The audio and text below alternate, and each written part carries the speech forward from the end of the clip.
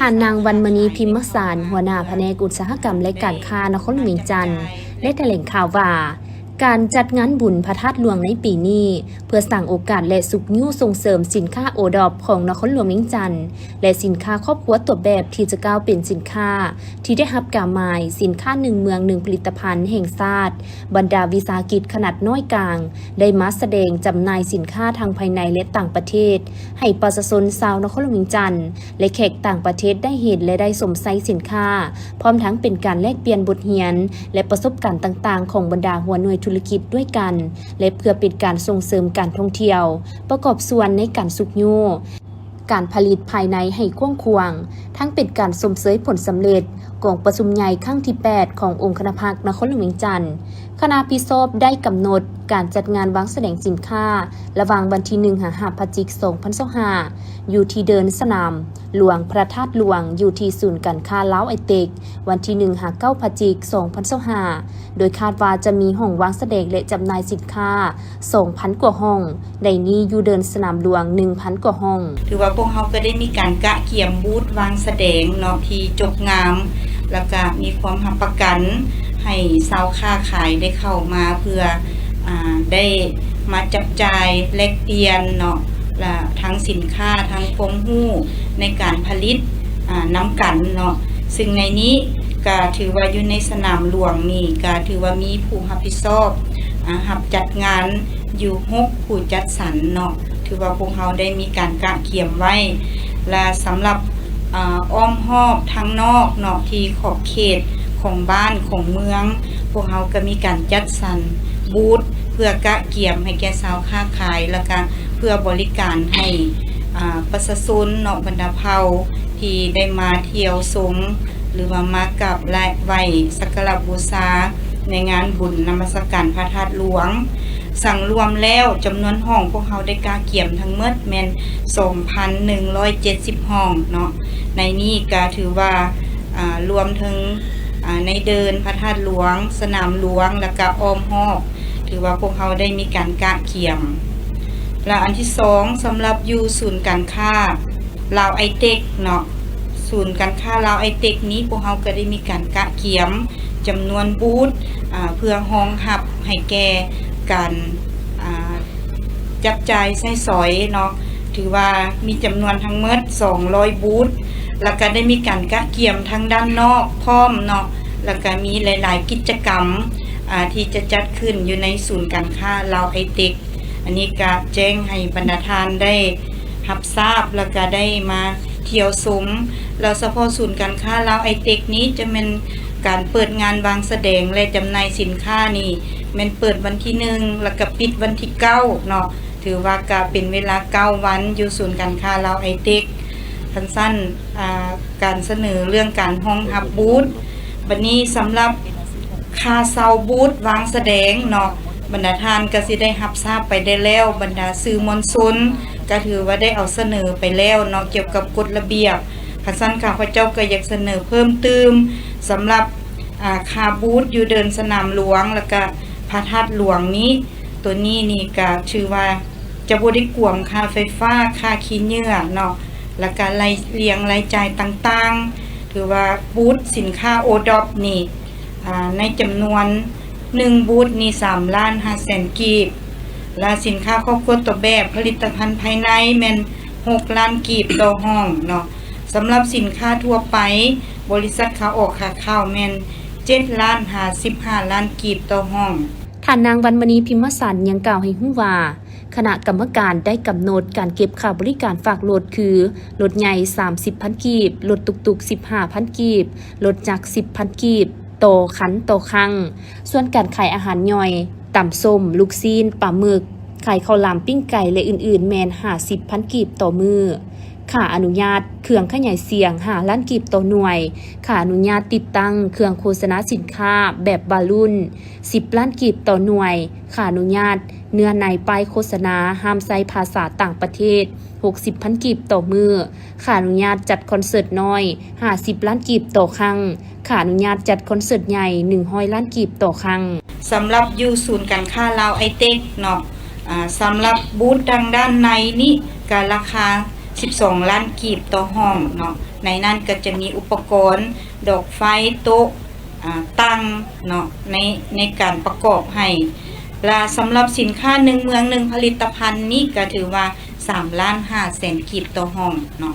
แล้วก็ทางด้านนอกนี่ก็จะได้กำหนดเป็นราคา6 ล้านกีบต่อห้องอันนี้สำหรับอยู่ศูนย์การค้าลาวไอเต็กเนาะสำหรับขายย่อยอยู่ศูนย์การค้าลาวไอเต็กแม่น 99,000 กีบต่อมือเนาะจะได้เก็บตามนั้นสำหรับการอนุญาตทางด้านเครื่องขยายเสียงเนาะแม่น5 ล้านกีบต่อหน่วยราคาอนุญาตติดตั้งเครื่องโฆษณาสินค้าแบบบอลลูน10 ล้านกีบต่อหน่วยบอลลูนเนาะค่าอนุญาตเนื้อในป้ายโฆษณาถือว่าบ่ให้โฆษณาเป็นภาษาต่างประเทศตัวนี้60,000 กีบต่อมือค่าอนุญาตจัดคอนเสิร์ตน้อย50 ล้านกีบต่อครั้งค่าอนุญาตจัดคอนเสิร์ตใหญ่100 ล้านกีบต่อครั้งสำหรับบัตรให้ผู้ประกอบการนำติดใส่รถเนาะเพื่อเอาสินค้าเข้านี่แม่น30,000 กีบต่อเป้หนึ่งเนาะและสำหรับบัตรผู้ประกอบการแม่น20,000 กีบต่อบัตรตัวนี้การเข้าหรือว่าขนส่งเครื่องเข้าในงานนี่มันเริ่มแต่5 โมง9 โมงเช้าเนาะหลังจากนั้นก็จะบ่ได้ให้ขนเครื่องเข้าเนาะคันสั้นละบรรดาข้อห้ามอื่นๆอยู่ในกฎระเบียบก็แม่นได้เว้าแล้วแต่ว่าอยู่ในงานนี้พวกเราจะเน้นเนาะพวกเราจะบ่ส่งเสริมหรือว่าบ่อนุญาตให้มีสัตว์ปุ่มเป้าเนาะอยู่ในงานบุญนมัสการพระธาตุหลวงของพวกเรารวมถึงรอบในแล้วก็รอบนอกเนาะตัวนี้ก็แจ้งให้ทั้งสื่อมวลชนได้สืบต่อเอาไปเพื่อโฆษณาแล้วก็แจ้งให้ชาวค้าขายได้รับทราบถือว่าถ้าเห็นพวกเราก็จะแม่นได้ปฏิบัติระเบียบก็คือเก็บไว้ก่อนเนาะหลังจากแล้วงานบุญแล้วก็จะให้ทั้งผู้ประกอบการมารับเอาคืนอันนี้ก็ถือว่าจะขอเน้นในจุดนี้แล้วก็สาวน้อยตกน้ำพร้อมเนาะแล้วก็คล้องคอเป็ดถือว่าพวกเฮาแม่นบ่ให้มีเด็ดขาดอยู่ในงานของพวกเฮาเนาะท่านนางวรรณมณีพิมพ์สารยังได้กล่าวเชิญชวนผู้ประกอบการชาวค้าขายและมวลชนเข้าจับจองสถานที่ทั้ง2จุดและเชิญเที่ยวชมงานวางแสดงและขายสินค้าปี2025ในครั้งนี้ด้วยซึ่งงานดังกล่าวแม่นเสนอให้ประชาชนพ่อค้าชาวขายและผู้ประกอบการร่วมกันเป็นเจ้าภาพที่ดีสิ่งใดที่จะสร้างความจุกงามเป็นการดึงดูดการท่องเที่ยวขอให้ทุกภาคส่วนท่านคำสวรรค์โคตรไซประธานคณะกรรมการปกครองเมืองไซเสถาได้กล่าวในพิธีแถลงข่าวงานบุญนมัสการพระธาตุหลวงเวียงจันทร์และงานวางแสดงขายสินค้าประจำปี2025ว่าเมืองไซเสถาเป็นใจกลางที่สำคัญทางด้านการเมืองการป้องกันชาติป้องกันความสงบทางด้านวัฒนธรรมสังคมทั้งเป็นที่ตั้งสำคัญของสำนักงานองค์การต่างๆเป็นเมืองที่มีอารยธรรมที่เก่าแก่เป็นที่ตั้งของพระธาตุหลวงซึ่งเป็นมิ่งขวัญทางประวัติศาสตร์ของชาวลาวทางชาติและเป็นปูชนียสถานอันสุดแสนล้ำค่าคู่บ้านคู่เมืองซึ่งงานบุญนมัสการพระธาตุหลวงเวียงจันทร์ปีนี้ก็เป็นปีที่มีความหมายความสำคัญยิ่งติดพันกับ3วันประวัติศาสตร์ของพรรคของชาติและอีกบ่พอเท่าใดพวกเฮาก็จะได้ร่วมกันเป็นเจ้าภาพงานมหกรรมกีฬาแห่งชาติครั้งที่12ที่นครหลวงเวียงจันทร์และจะได้พร้อมกันเฉลิมฉลองวันชาติครบรอบ50 ปีดังนั้นต่อกับการจัดงานบุญนมัสการพระธาตุหลวงในปีนี้จึงเรียกร้องมายังทุกภาคส่วนโดยเฉพาะพ่อแม่ประชาชนพนักงานทหารตำรวจในขอบเขตทั่วประเทศตลอดฮอดชาวเมืองไซเสถาและนักท่องเที่ยวจงประกอบส่วนเฮ็ดให้บุญประสบผลสำเร็จอย่างดีข้าพเจ้ารู้สึกเป็นเกียรติและภาคภูมิใจเป็นอย่างยิ่งที่ได้รับการมอบหมายจากการนำขันเถิงให้ข้าพเจ้าได้ร่วมพิธีในแถลงข่าวในมื้อนี้คือดังพวกเราฮู้นำกันแล้วว่าเมืองไซเสถาเป็น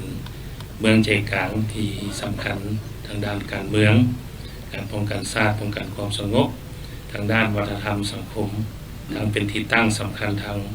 สำนักงานองค์การต่างๆและก็เป็นเมืองที่มีอารยธรรมอันเก่าแก่ก็คือมีพระธาตุหลวงซึ่งเป็นมิ่งขวัญทางประวัติศาสตร์ของชาติลาว และเป็นปุริยสถานอันสุดแสนล้ำค่าคู่บ้านคู่เมืองตลอดมา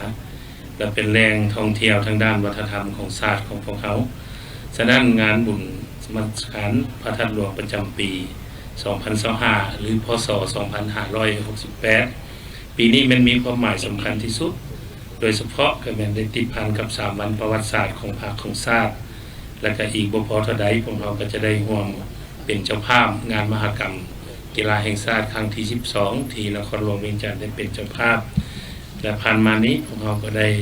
เฉลิมฉลองวันสั่งตั้งของพรรค70 ปีและพวกเขาก็กล้าเกี่ยมสถาปนาสปป.ลาวของพวกเขา50 ปีที่จะดำเนินในการจัดตั้งในม.นี้สั้นต่อกับการจัดตั้งบุญนมัสการพระธาตุหลวงในปีนี้จึงเรียกร้องมายังทุกภาคส่วนโดยเฉพาะพ่อแม่ประชาชนพนักงานทหารตำรวจและนักท่องเที่ยวทางภายในและต่างประเทศในขอบเขตทั่วประเทศรวมเฉพาะก็เป็นชาวเมืองไสเสถารวมทั้งนักท่องเที่ยวที่เดินทางมาจากต่างประเทศนั้นได้เข้าร่วมข้าพเจ้าจึงขอเรียกร้องคือดังนี้อันหนึ่งขอให้พวกเราเป็นเจ้าการเป็นเจ้าภาพเข้าในร่วมงานบุญนมัสการพระธาตุหลวงปีนี้ก็ถือว่าเป็นบุญประเพณีของชาติที่ติดพันกับประชาชนบรรดาเผ่าในขอบเขตทั่วประเทศรวมเฉพาะก็แม่นนครหลวงก็คือชาวเมืองไสเสถาที่ได้สืบทอดกันมาแต่โดนนานอันที่2เกี่ยวกับความเป็นระเบียบเรียบร้อยความสะอาดจบงามก็ขอเรียกร้องให้ทุกภาคส่วนที่เกี่ยวข้องเป็นเจ้าการเอาใจใส่ในเวียกงานดังกล่าวเป็นต้นการจัดสรรการวางสินค้าในขอบเขตที่คณะกรรมการของพวกเราได้กำหนดให้สอดคล้องกับระเบียบที่ได้กำหนดไว้เกี่ยวกับความเป็นระเบียบเรียบร้อยความสะอาดก็ขอให้ทุกส่วนเป็นเจ้าการ 3. เฉพาะเวียกงานความสงบความปลอดภัยเวียกนี้เป็นเวียกที่สำคัญหลาย ฉะนั้นเสนอให้องค์การปกครอง 48 บ้าน ทั่วเมืองไสเสถารวมทั้งบรรดาสำนักงานองค์การที่มีที่ตั้งอยู่เมืองไสเสถาช่วยในการเป็นเจ้าการในการรักษาความสงบความปลอดภัยโดยเฉพาะกับพวกเขาจะได้ประสานสมทบกับกำลังปปสที่ประจำการอยู่ในแต่ละบ้านและก็สมทบกับปปสคันนครหลวงอันสุดท้ายก็ขอเรียกร้องขอให้พ่อแม่ประชาชนทางภายในและต่างประเทศนักท่องเที่ยวมวลชนที่ได้เข้าร่วมบุญนมัสการพระธาตุหลวงจงช่วยในการโฆษณาประชาสัมพันธ์โดยเฉพาะเกี่ยวกับการรักษาได้ฮีตของประเพณีวัฒนธรรมอันดีงามของชาติให้กว้างขวางและลึกซึ้งตื่นท้ายนี้ขออวยพรแด่การนำภาครัฐพ่อแม่ประชาชนพนักงานทหารตำรวจสื่อนักข่าวจงประสบผลสำเร็จในทุกหน้าที่และงานมีพลานามัยสมบูรณ์ขอลาส่งพระเจ้าห้า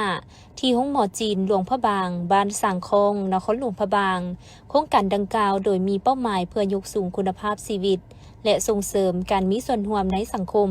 ให้เกียรติเข้าร่วมของทานวงศ์สวรรค์เทพจันทร์ประธานสภาประชาชนแขวงหลวงพระบางท่านจางเซอร์พิงกงศูนย์ใหญ่สาธารณรัฐประชาชนจีนประจำภาคเหนือแขวงหลวงพระบางท่านเจินเสียงหงเลขาหน่วยภาคศูนย์เทคโนโลยีอุปกรณ์ช่วยเหลือฟื้นฟูแขวงยุนนานมีผู้สูงอายุและผู้พิการพร้อมด้วยภาคส่วนที่เกี่ยวข้องเข้าร่วม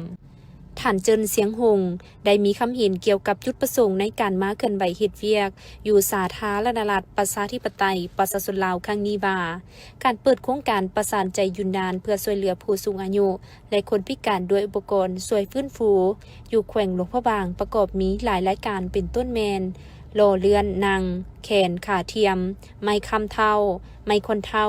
และอุปกรณ์ช่วยเหลืออื่นๆให้แก่ผู้รับผิดชอบการดูแลผู้สูงอายุและคนพิการท่านวงศ์สวรรค์เทพจันทร์ได้ตั้งหน้าให้กับการน้ำแขวงและประชาชนบรรดาเผ่าทั่วแขวงหลวงพระบางได้ขึ้นกล่าวมีคำเห็นโดยท่านได้กล่าวว่า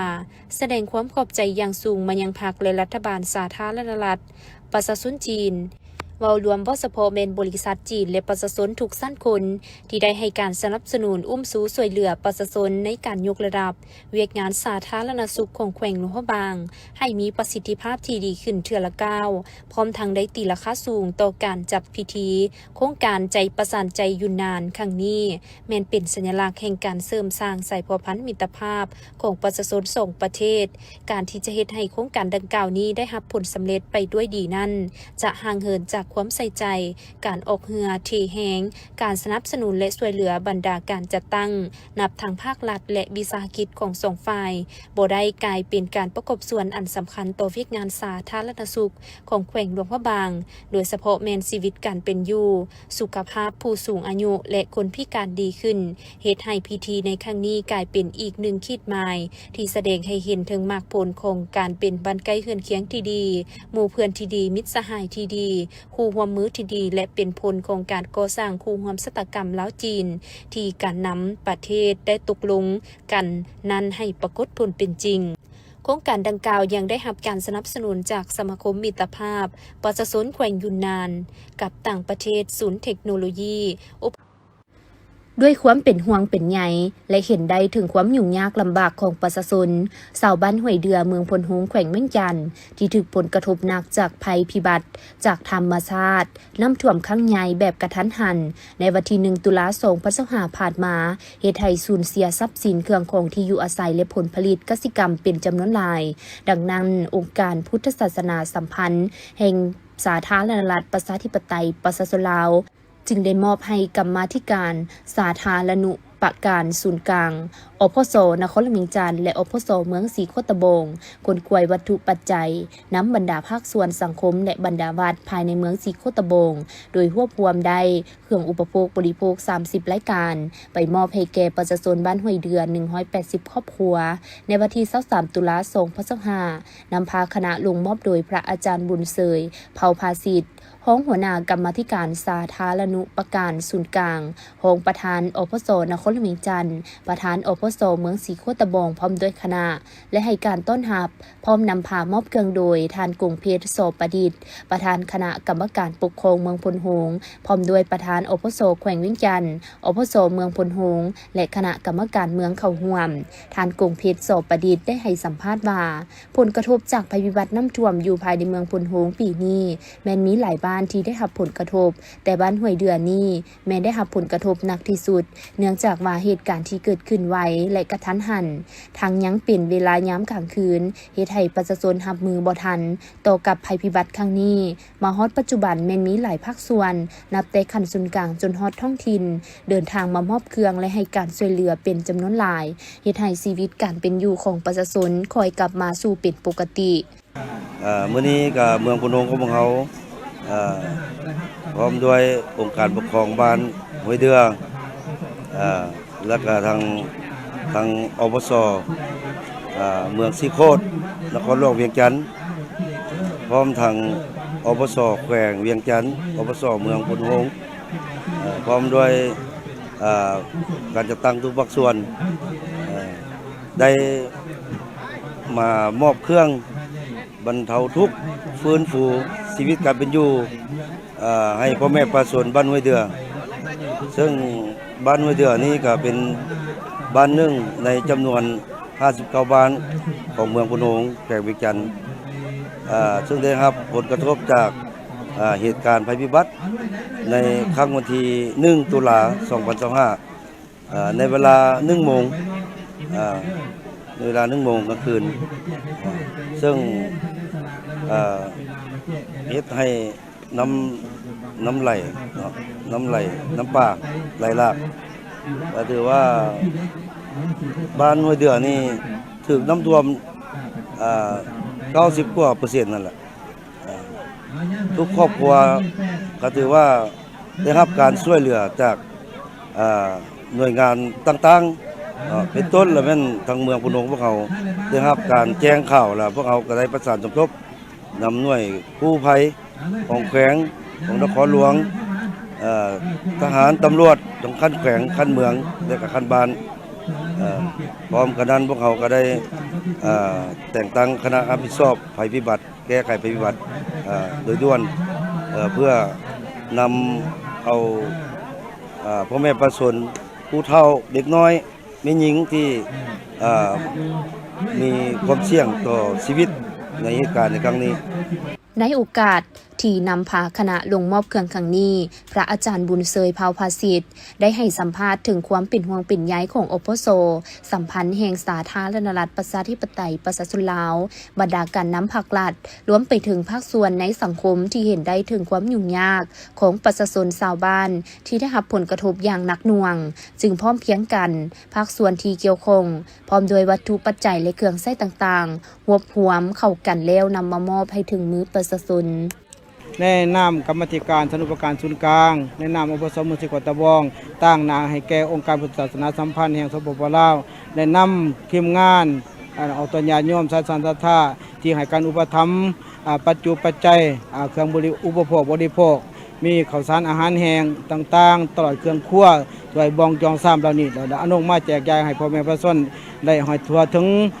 ทุกครอบครัวเพื่อนซ่านที่ได้รับพบกันครั้งนี้ก็ถือว่าในการมาทางนี้ก็ได้รับสันทานุมัติหรือว่านะครับการอนุญาตจากทั้งองค์อปสนครหลวงที่ให้อนุญาตให้อปสเมืองหรือว่าในกรรมธิการอปสนครหลวงลงมาช่วยเหลือพ่อแม่ประชาชนถือว่าได้เห็นความเป็นอยู่ของพ่อแม่ประชาชนในครั้งนี้ก็ถือว่าก็เป็นน่าเห็นใจเพราะว่าสภาพความ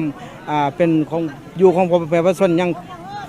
ได้ใส่ความลำบากแต่ยังตามการรายงานของท่านเจ้าเมืองหรือว่าการบอกเราของออกตัวย่อมยังมีเศร้าหาครอบครัวที่ได้รับผลกระทบอันหายแห้งแต่ก็ถือว่าบ่ได้ยังแก่อย่างก็ถือว่ายังขาดเคินอุปกรณ์การใส่ต่างๆพวกเครื่องของถือเผาเครื่องอยู่บนนอนเรานี่เป็นต้นถือว่าสภาแห่งชาติก็ถือว่าภายหลังได้ครับข้าวนอกกันที่ว่ามีน้ำท่วมอยู่นี้ในบัดทีหนึ่งทางท่านขับจันของประธานกรรมการบรรเทาก็ได้สมทบกับลูกหลานลงมามอบเครื่องบรรเทาทุกข์จำนวนหนึ่งหลังจากนั้นก็ได้เห็นหนังสือเสนอหาอปสเมืองซีโคดและเมืองต่างๆซึ่งว่าได้นำเครื่องมามอบนี้เป็นเมืองซีโคดแต่เดี๋ยวนี้ก็ถือว่ายังเครื่องจำนวนไล่เติบที่เขาข้อใดเราก็มอบไปทั่วประเทศคือระยะต้นเดือนผ่านมาเขาก็ได้มอบไป18แข้งแล้วปัจจุบันนี้ประชาชนภายในบ้านห้วยเดือจำนวน180ครอบครัวที่ได้รับผลกระทบจากภัยพิบัติทางธรรมชาติน้ำท่วมข้างวันที่1ตุลาหลังจากน้ำบกแห่งลงแล้วก็คอยพากันเมียนมัดและอนามัยฟื้นฟูที่อยู่อาศัยมาเป็นเวลา 2-3 อาทิตย์และบวกกับการให้การช่วยเหลือจากขันเทิงขันท้องถิ่นและภาคส่วนในสังคมลงมาให้การช่วยเหลือจึงเฮ็ดให้ชีวิตการเป็นอยู่ค่อยๆกลับคืนสู่ปกติเทื่อละก้าวพิธีมอบหับเครื่องกีฬาพิมพ์ลายไอสปอร์ตจำนวน30สุดมูลค่า6ล้านกีบจัดขึ้นในวันที่22ตุลา2025ที่สนามกีฬาบ้านเตะหญ้าเทียมลานสร้างเขตบ้านหนองไห่เมืองหาดทรายฟองนครหลวงเวียงจันทน์เป็นการกล่าวมอบโดยทานไพละครบุญวิเชียนเจ้าของห้างเครื่องกีฬาพิมพ์ลายไอสปอร์ตและต่างหน้ากล่าวหับโดยแมนทานบุญมีไสยวงศ์คณะบริหารงานสหพันธ์บ้านเตะนครหลวงเวียงจันทน์ทั้งเป็นผู้จัดการทีมบ้านเตะหญิงนครหลวงเวียงจันทน์มีคณะครูฝึกนักกีฬาและสื่อมวลชนเข้าร่วมในการมอบเครื่องกีฬาครั้งนี้ก็เพื่อสนับสนุนให้กำลังใจทัพบ้านเตะหญิงนครหลวงเวียงจันทน์ได้เตรียมความพร้อมเข้าในการฝึกซ้อมเพื่อเตรียมความพร้อมเข้าร่วมการป้องกันแชมป์เหรียญคำสมัยที่7ในงานดังกล่าวโอกาสนี้ทานบุญมีไสยวงศ์คณะบริหารงานสหพันธ์บ้านเตะนครหลวงเวียงจันทน์ทั้งเป็นผู้จัดการทีมบ้านเตะหญิงนครหลวงเวียงจันทน์ได้ให้สัมภาษณ์ว่าเจ้าในการเกียมพร้อมเนาะการฝึกซ้อมของนักกีฬาหญิงเนาะครับก็ได้เก็บโตเนาะในระยะแต่เดือน8เนาะจนฮอดปัจจุบันนี้ก็คือว่ามีการฝึกซ้อมเป็นปกติเนาะเช้าแลงเนาะของแต่ละมื้อฮั่นเนาะปัจจุบันนี้นักกีฬาเฮาแต่ละคนก็เข้าสู่ศูนย์เนาะเก็บโตเพื่อการฝึกซ้อมฮั่นเนาะการฝึกซ้อมเนาะข้อสะดวกยุ่งยากข้อสะดวกก็คือเฮามีสถานที่เกี่ยวกับการเข้าศูนย์เนาะก็คือลานสร้างอินดอร์ฮั่นที่เพิ่นเอื้อเฟื้อสถานที่ให้นักกีฬาเฮาเข้านอนศูนย์เนาะที่ว่าโดยที่บ่ได้เสียค่าใช้จ่ายเนาะอันนั้นเป็นอันนึงอันดีเนาะข้อยุ่งยากก็คือสถานที่ฝึกซ้อมเนาะเดินเฉพาะเดินเนาะมันยังเฉพาะนครหลวงเฮาส่วนใหญ่จะเป็นเดินหญ้าเทียมเนาะ เพราะว่าการแข่งขันแท้อาจจะได้ใช้เป็นเดินอาญาแท้เนาะก็ยังบ่มีเทื่อที่เดินสิให้ฝึกซ้อมเนาะณปัจจุบันนี้ก็ยังนำใช้เดินหญ้าเทียมคือล้านสร้างเนาะเดินล้านสร้างแล้วก็เดินเบสวรรค์หั่นเนาะเป็นประจำพิเศษเนาะมื้อนี้ก็มีทั้งประธานไอเนาะไอสปอร์ตที่ว่ามีน้ำจิตน้ำใจเนาะเป็นเครื่องกีฬามาสุกยู่เป็นขวัญกำลังใจให้น้องๆนักกีฬาทีมหญิงเนาะเป็นจำนวนหนึ่งเนาะก็ขอมกขอบใจเนาะก็อยากฝากถึงพ่อแม่ประชาชนชาวนครหลวงเวียงจันทน์เนาะถ้ามีการแข่งขันเกิดขึ้นก็อยากให้เข้ามาชมมาเชียร์เนาะเป็นขวัญกำลังใจให้นักกีฬาทุกภาคส่วนหั่นแหละเนาะบ่ว่าแต่บานเตะยิงซ้ายหรือว่าฟุตซอลทุกประเภทกีฬาเนาะก็อยากให้เข้ามาชมมาเชียร์เพื่อเป็นขวัญกำลังใจเพื่อให้นักกีฬาเฮาญาติได้เหรียญคำเป็นเจ้าเหรียญคำเนาะเจ้า ภายหลังที่พิธีสำเร็จแล้วทัพนักกีฬาบานเตะหญิงนครหลวงเวียงจันทน์ก็ได้ลงสนามอุ่นเครื่องนัดที่ 4 พบกับทัพ WIG นาคาหุ้นอายุบ่เกิน 14 ปี รุ่นสร้างผลงานคว้าแชมป์รายการนานาชาติไอเบอร์คัพ 2025 ที่ประเทศปอกตุยการผ่านการแข่งขันปรากฏว่าทั้ง2ทีมเสมอกัน0-0 ปาสนพิธีได้จัดขึ้นในวันที่22ตุลา2025นี้โดยการนำพาของทานสิงห์ทองศรีหาวงศ์ของหัวหน้าแผนกยุติธรรมแขวงสารวันผู้ชี้นำคะแนนส่งเสริมเวกงานยุติธรรมและแก้ไขข้อขัดแย้งทางด้านเศรษฐกิจพร้อมโดยคณะโดยการสมทบกับห้องการยุติธรรมเมือง8เมืองและมี8บ้านเป้าหมายของเมืองคือบ้านท่าเมืองเก่าบ้านแบ่งดานบ้านหินซิวบ้านสะพาดบ้านนากอเจิมบ้านสนิมนอกบ้านกกบกและบ้านตะโปงโนนมีบาสนเข้าห่วมการเคลื่อนไหวในครั้งนี้มี2กิจกรรมใหญ่คือการโฆษณาเผยแพร่กฎหมายโดยการนำเอาบางมาตราของกฎหมายที่ติดพันกับการดำรงชีวิตของประชาชนเป็นต้นกฎหมายว่าโดยการสกัดกั้นต้านการค้ามนุษย์กฎหมายว่าโดยการต้านและสกัดกั้นการใช้ข่มแหงต่อแม่หญิงและเด็กน้อยกฎหมายประมวลแพ่งประมวลอาญาดำรัส562/ลบลงวันที่22ตุลา2021ว่าโดยการไกลเกลี่ยข้อขัดแย้งขั้นบ้านและดำรัส77/ลบลงวันที่28กุมภาพันธ์2018ว่าด้วยการช่วยเหลือทางด้านกฎหมายตั้งโต๊ะให้คำปรึกษาทางด้านกฎหมายแก่ประชาชนจุดประสงค์เพื่อสร้างความรับรู้และเข้าใจต่อแนวทางนโยบายของพรรคกฎหมายของรัฐในการคุ้มครองปกปักรักษาสิทธิและผลประโยชน์อันชอบธรรมของพลเมืองลาวบรรดาเผ่าเว้ารวมวสพ.ก็คือแขวงสารวันให้นับมือดีขึ้นเป็นก้าวๆเป็นต้นผู้ที่ถูกยากผู้ที่ด้อยโอกาสเด็กที่ต้องการพิเศษผู้ที่ทำผิดกฎหมายกำหนดให้มีทนายความเข้ามาช่วยเหลือคนพิการแม่หญิงและเด็กน้อยที่ถูกก่อหายจากการใช้ความรุนแรงและถูกก่อหายจากการฆ่ามนุษย์โดยการสนองข้อมูลข่าวสารทางด้านกฎหมายการให้คำปรึกษาทางด้านกฎหมายการช่วยเหลือในการห่างเอกสารและเป็นผู้ต่างหน้าในการดำเนินคดีผ่านการลงจัดตั้งปฏิบัติเห็นว่าประชาชนมีความสนใจและเสนอแลกเปลี่ยนคำผิดคำเห็นกับคณะรับผิดชอบอย่างเป็นขบวนฟดฟื้นและเห็นได้ถึงความหมายความสำคัญและความจำเป็นภาวะวิสัยของเวกงานโดยได้ยกเอาปัญหาข้อขัดแย้งต่างๆที่เกิดขึ้นภายในบ้านเป็นต้นข้อขัดแย้งเกี่ยวกับมูลมรดกครอบครัวที่ดินพร้อมเดียวกันนั้นผู้เข้าร่วมยังได้แสดงความสมเสยดีใจที่คณะรับผิดชอบขั้นแขวงก็คือคณะรับผิดชอบขั้นเมืองได้ลงมาเคลื่อนไหวโฆษณาเผยแพร่กฎหมายในครั้งนี้ตึมอีก พิธีดังกล่าวได้จัดขึ้นในวันที่22ตุลา2025ที่ห้องประชุมโรงเรียนการเมืองและการปกครองนครหลวงเวียงจันทน์ฝ่ายเวียดนามนำโดยท่านนางเหงียนถิกิมแทงห้องหัวหน้าโรงเรียนก่อสร้างพนักงานเหล่หงฟองนครหลวงฮานอยสาธารณรัฐสังคมนิยมเวียดนามพร้อมด้วยคณะ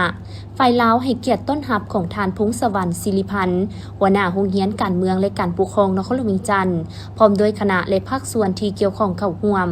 ในการพบปะครั้งนี้โดยปฏิบัติตามบทบันทึกการร่วมมือของทั้งสองโรงเรียนที่ได้เซ็นกันในครั้งวันที่9สิงหาคม2022ที่นครหลวงฮานอยสาธารณรัฐสังคมนิยมเวียดนามกำหนดระยะเวลา3ปีต่อกับการจัดตั้งพันขยายเนื้อในบทบันทึกการร่วมมือที่2 โรงเรียนได้ลงน้ำกันซึ่งมีหลายหน้าเวียกโดยเฉพาะเป็นการแลกเปลี่ยนคณะผู้แทนขั้นสูงและคณะวิชาการของ2โรงเรียนได้ดำเนินการไปมาหาสู่กันอย่างเป็นปกติและต่อเนื่องโรงเรียนก่อสร้างพนักงานเหล่หงฟอง